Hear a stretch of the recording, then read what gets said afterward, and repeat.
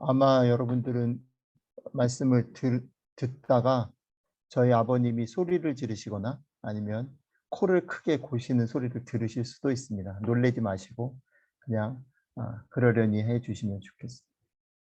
같이 말씀 좀 나누겠습니다. 지난주에 저희가 그 예배 이제 일부 예배 마치고 같이 쉐어하는 중에 갯마을 차차차 얘기가 나왔습니다. 제가 요즘에 저희 어머님을 전도해 가지고 저희 어머님하고 열심히 보다가 따로따로 지금 보고 있는 흥미로운 드라마인데요.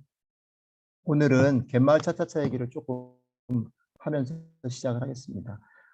혹시 기림토교회 식구들 중에 여러 가지 사정으로 갯마을 차차차를 못 보신 분이 있을지 몰라서 잠깐 소개를 하면 그렇습니다. 그러니까 제가 갯마을 차차차를 소개하고 싶었던 가장 큰 이유 중에 하나는 뭐냐면 저희 어머님은 비록 김선호를 좋아하시지만 저는 김선호와 신민아만 빼고 나머지는 되게 리얼리스틱한 드라마인 것 같아서 좋아합니다. 좋은 두 번째 이유는 갯마을 차차차가 주인공 그 커플 두 사람을 주목하기보다는 그 안에 있는 다양한 인물들이 가지고 있는 그 마을의 이야기를 다루고 있다 싶어서 참 호감이 가고 좋습니다. 특별히 이거는 사실 이 설교 원고를 작성한 거는 그 마지막 어저께 하고 오늘이 이제 마지막인데 어저께 회차를 보기 전에 설교 원고를 작성을 했는데 지난주 주일날 그 내용 속에 제 마음에 탁 건드려졌던 건 뭐냐면 흥미롭게도 그 안에 그러니까 홍반장이 주인공이 아니고 홍반장을 살리는 사람은 전혀 엉뚱한 그 경쟁자인 GPD가 되고요. 그리고 거기 보면 되게 제일 흠이 없는 인물이 하나 있는데 그게 누구냐면 그 이준이라는 조그만 남자아이예요. 걔는 너무너무 의젓하고 9살짜리 아이지만 어른들을 능가하는 아이죠. 그런데 그 아이를 사실 살리는 거는 같은 또래의 보라라는 여자아이입니다. 이 아이는 사실은 이준이의 정반대에 서 있죠. 공부도 사실 잘 못하고 말썽을 부리기도 하고 뭐 그런 아이인데 이 아이가 가장 분명하고 확실한 캐릭터인 이준이를 살리죠. 그리고 그 안에는 계속 그런 얘기들이 반복됩니다.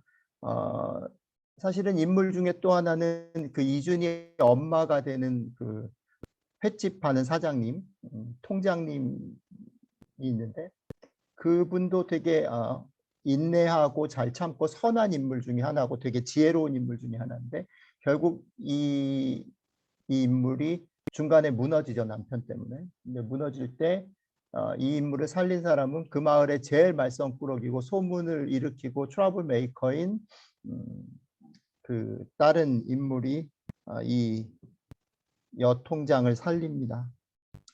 남숙이라는 인물이죠.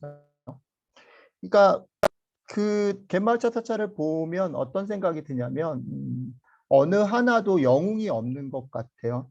어느 하나도 특별히 선하거나 특별히 악하거나 특별히 잘났거나 그런 사람들이 없어요.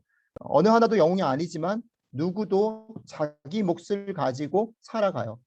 그리고 자기 몫을 가지고 살아가면서 서로 엉키고 때로는 싸우고 때로는 미워하고 또 때로는 사랑하면서 마을을 이루어가고 더불어 살아가는 모습을 참 잘 보여주는 드라마다라는 생각이 들고요. 저는 개인적으로 아까도 말씀드렸지만 신민아와 김선호만 빼면 되게 리얼리스틱한 드라마다라는 생각을 좀 계속하게 됩니다. 드라마를 보는 내내 저는 마을의 이야기를 작가가 참 잘 쓰고 있다라는 느낌이 들면서 그 속에 사람들 이야기, 마을의 얘기 속에 저는 목사이기 때문에 성경이 말하는 교회 혹은 성경이 말하는 하나님 나라의 모습을 떠올리게 됩니다. 그래서 오늘 여러분들과 좀 나누고 싶은 얘기는 뭐냐면 우리가 살아가는 세상 속에 하나님의 나라, 세상 속의 교회는 어떤 모습이 돼야 되고 하나님께서 세상 속의 교회, 하나님의 나라를 두시면서 그렇게 공동체를 더불어 살아가는 것이 왜 우리 각자에게도 정말 유익한 것인가라는 것들을 같이 좀 생각해 보려고 합니다. 여러분들과 이것을 같이 생각하기 위해서 아까 안 목사님 읽어주신 두 본문을 택했습니다. 첫 번째 택한 본문은 시편 133편이죠. 아까 안 목사님이 읽어주셨고 또 우리가 이미 잘 익히 아는 시편이지만 여러분들 한번 눈을 감으시고 제가 읽는 시편 133편을 한번 그림으로 떠올려 봐 주시면 좋겠습니다. 여러분들 눈을 감아 주시고요. 제가 133편을 천천히 한번 여러분들을 위해서 읽어 드리도록 하겠습니다. 보라, 형제가 연합하여 동거함이 어찌 그리 선하고 아름다운고, 머리에 있는 보배로운 기름이 수염 곧 아론의 수염에 흘러서 그의 옷깃같이 내림 같고, 헐몬의 이슬이 시온의 산들에 내림 같도다. 거기서 여호와께서 복을 명령하셨으니 곧 영생이로다. 아멘. 여러분들 들으시면서 읽으시면서 어떤 그림이 여러분들에게 다가오시나요? 이 시편은 제가 볼 때 성경 전체 중에서 어울려 같이 더불어 형제가 같이 사는 것이 얼마나 멋진 일인가, 얼마나 축복스러운 일인가를 보여주는 최고의 노래입니다. 이 시편 속에, 이 노래 속에 이런 말들이 반복되죠. 얼마나 선한가, what a good, 이런 거죠. 얼마나 아름다운가, what a beautiful. 그리고 하늘로부터 오는 기름, 그리고 헐몬산의 이슬, 그리고 그것 속에 하나님이 복을 내리셨는데 그것이 영생이다라고 이야기를 합니다. 하나님의 나라, 더불어 같이 사는 교회가 이렇게 돼야 한다라는 것을 보여주기도 하지만 또 반대쪽으로는 그렇게 더불어 사는 일이 얼마나 매력적인가를 초긍정적으로 최고의 멋있는 모습으로 찬양하는 노래입니다. 우리가 이 찬양을 듣고 또 이 노래를 들을 때에 우리는 그렇기 때문에 하나님의 나라의 형제 자매들이 더불어 같이 살아야 되는구나라고 도전을 받습니다. 그리고 더불어 살아가는 것이 이렇게 귀하고 복되고 아름다운 것이구나라고 그 이상을 향해서 그 이상을 품고 공동체를 꿈꾸기도 하고 또 그 공동체를 기대하며 때로는 참기도 하고 때로는 그 공동체를 일궈 나가기 위해서 애를 쓰기도 합니다. 이 시편은 그런 면에서 교회 안에 또 이스라엘 공동체 안에 그 공동체의 소중함, 그 공동체가 아름다움, 공동체가 하나님 주신 축복인 것을 소개하는 대단히 중요한 노래로 불리워져 왔습니다. 맞습니다. 하나님께서 허락하신 교회의 모습 속에 이런 놀라운 축복이 있습니다. 그리고 어쩌면 여러분들과 저는 그 축복을 아주 작게 경험하고 살아가는지 모르겠습니다. 그리고 목사인 저로서는 우리 디딤돌 공동체가 이 축복을 구체적으로 누리게 되기를 소원하고 기도합니다. 자, 그런데 우리의 삶들을 한번 돌이켜 보면요. 공동체로 사는 것, 어울려 사는 것이 너무너무 매력적이고 너무너무 이상적이고 그것이 하나님의 축복인 건 맞는데 그런 목표를 기대하고 꿈꾸는 것이 적절한 것이 맞는데 그러나 오늘 본문 속에서는 우리가 그것이 이상적이고 축복이고 우리가 꿈꿔야 할 만한 것이다 라고 생각하기 전에 한 가지 우리가 짚고 넘어가야 될 사실이 있다라는 것입니다. 오늘 이 시편 속에서 시편 기자가 이것을 노래로 만들 때 두 가지 그림을 얘기를 합니다. 하나는 뭐냐면 하나님에 의해서 아론의 머리에 부어진 기름이 흘러내려서 아론의 옷깃을 다 적셨다라고 말합니다. 또 하나 그림은 뭐냐면 헐몬산 꼭대기에 이슬이 흘러내려서 온 이스라엘을 적셨다라고 말을 합니다. 자, 헐몬의 이슬과 기름은 하나님이 공동체에 주신 축복의 상징입니다. 그것은 생명입니다. 축복입니다. 그런데 우리가 간과하지 말아야 되는 게, 놓치지 말아야 되는 게 뭐냐면 헐몬산의 이슬, 아론의 머리에 부어진 기름은 그 부어진 것, 헐몬산의 이슬 자체가 아니라 그것이 흘러내려지는 것이라는 겁니다. 흘러내려지는 것입니다. 조금 다른 각도로 말씀을 드리면요. 형제가 연합해서 동거하는 일이 복이 되고 매력이 되는 것은 그냥 한번 짠 하고 끝나는 일이 아니라는 겁니다. 한번 이벤트로 한번 짠 하고 멈춰지는 것이 아니라 그것이 진정으로 공동체 속에서 우리에게 축복이 되는 일은 시간과 과정을 통과해서 여러분들과 저에게 주어진다라는 겁니다. 기름이 머리를 통과하고 옷깃을 통과해서 내려오고 헐몬의 이슬이 그 정상에서 천천히 온 땅을 적십도록 내려오는 일, 그 과정이 시간이 필요하다라는 것이죠. 그 시간과 과정을 통과해서 그 축복과 이상은 우리의 것이 된다라는 겁니다. 그렇기 때문에 우리는 공동체로 사는 것, 형제자매들을 섬기고 더불어 사는 것이 정말 축복이야, 매력이 있어 라고 말하기 전에 무엇을 봐야 하냐면 같이 사는 일이라는 것이 결코 만만치 않고요.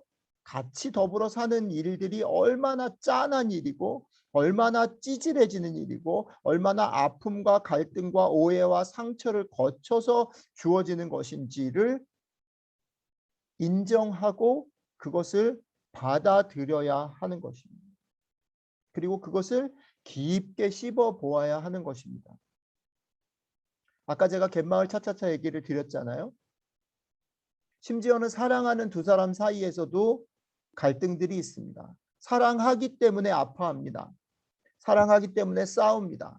사랑하기 때문에 헤어지기도 하고 사랑하기 때문에 안타까워하는 일들을 거쳐서 그들은 더불어 사는 기쁨들을 누리게 된다는 것입니다.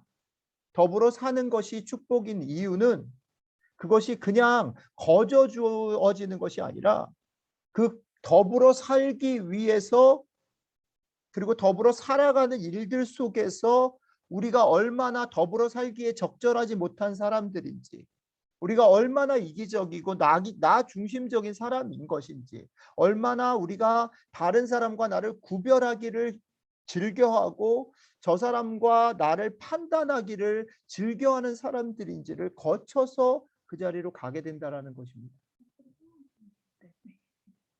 그래서 우리가 그 부분들을 잘 기억을 하지 않으면 우리가 누리는 복이 우리의 것으로 실감나지 않는다라는 거죠.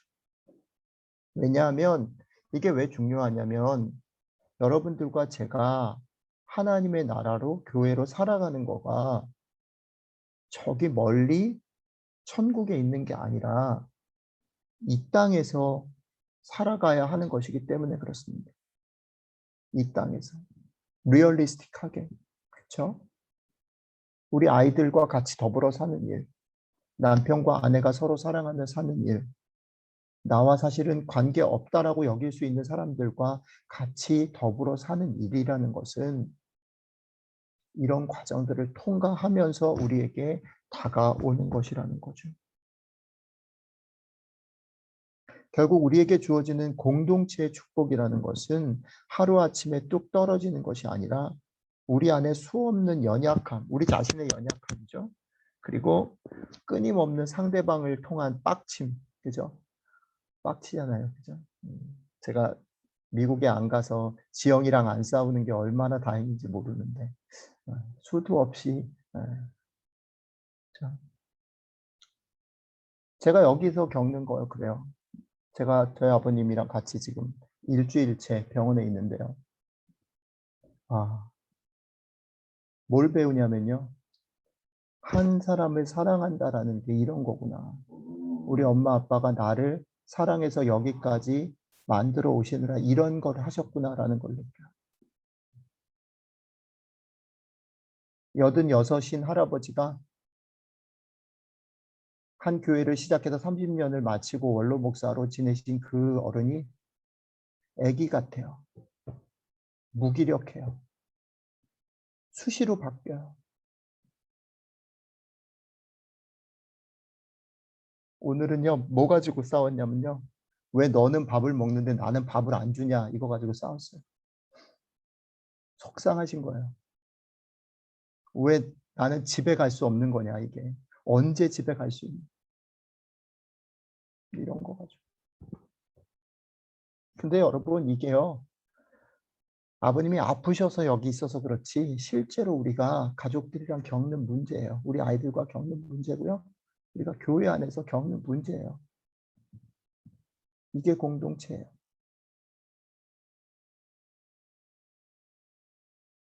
우리가 더불어 사는 축복을 누린다라는 것은 이런 끊임없는 빡침의 과정과 끊임없는 우리 자신의 연약함들을 인정하는 것들을 통과해서 우리에게 옵니다. 자, 그렇기 때문에 여러분 너무 좋아하지 말자고요. 너무 흥분하지 않 물론 우리 교회에서 제가 제일 빨리 흥분하는 사람 중에 하나인데 너무 흥분하지 말고 너무 실망하지 말고 너무 재촉하지 말고 그저 우리에게 주어진 그 시간 하루하루를 후회 없이 최선을 다해서 살자고. 여러분들 중에 아는 분도 있고 모르는 분도 있는데 옛날에 제가 초창기에 미랄 같이 했던 자매가 있어요. 최근에 그 자매랑 연락이 다시 돼서 한국 오자마자 연락을 했었는데 중간에 연락이 끊겼어요. 뭐 다시 연락을 취했더니 어떤 일을 얘기를 하냐면 어머님이 허리 수술을 하러 들어가셨다가 거기서 아마 코로나가 되셨나 봐요. 그래서 지금 다시 도저히 수습이 안 될 정도로 자기가 어떻게 해야 될지 모르겠다. 그것 때문에 아버님은 또 집에서 또 그렇게 되셨다는 얘기를. 그래서 제가 나는 너무 양호한 거지. 그래서 제가 어렵게 짧게 이렇게 썼어요. 다음에 우리가 다 감당할 수 없는 일들, 아픔들에서 우리가 후회함이 없을 만큼의 최선을 다하자. 거기까지가 우리 몫인 것 같다. 자매가 그동안 수고 많이 했고 그렇게 써줬더니 이 친구가 너무너무 그게 릴리스가 된 거야. 너무너무 고맙다고 답을 했더라고요. 여러분 아버님이랑 같이 있어 보니까 그렇더라고요. 내가 할 수 있는 게 별로 없어요. 할 수 있는 게 별로 없어요. 근데요 반대로는 또 그래요. 내가 할 수 있는 것을 최선을 다하는 것 그게 기쁨이야. 우리가 더불어 사는 일들이 그런 것 같은 생각이 많이 드는 거죠. 우리가 나의 아이들과 나의 남편과 아내와 또 교회 식구들 안에서 내가 할 수 있는 것을 후회함 없이 최선을 다하자. 과한 욕심 부리지 말고 그렇게 살자. 그런 생각들을 좀 하게 돼요. 자, 이것으로 끝낼 수 있어요. 이게 사실은 제가 나누고 싶은 얘기예요. 그리고 지난주에도 말씀드렸지만 저는 이번에 아버님 그렇게 되면서 여러분들이 그때그때 드려주는 작은 기도들, 그 기도의 힘이 정말로 너무너무 고맙고 감사해요. 이게 더불어 사는 거구나라는 생각들을 많이 합니다.